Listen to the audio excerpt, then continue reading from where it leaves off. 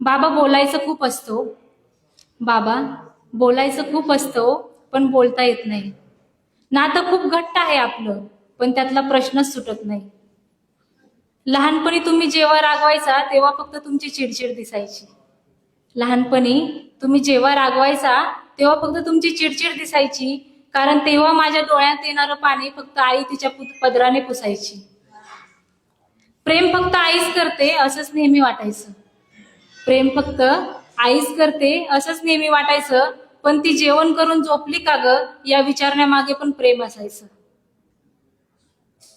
तुम्ही 4 पैसे दिले नाही म्हणून मी चिडून बसायचे.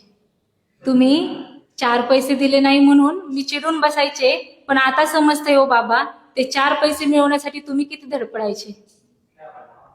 बाबा, कधी कधी वाटतं तुम्हाला घट्ट मिठी मारावी.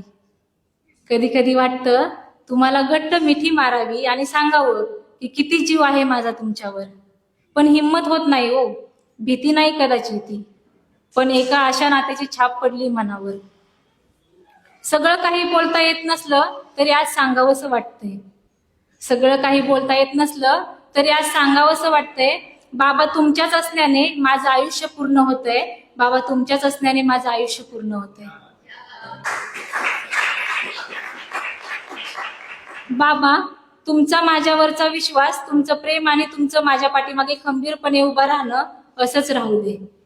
बाबा, तुमचा माझ्यावर असणारा विश्वास, तुमचं प्रेम आणि तुमचं माझ्या पाठीमागे खंबीरपणे उभं राहणं असंच राहू दे. हे देवा, पुढच्या प्रत्येक जन्मात मला हेच बाबा मिळू दे.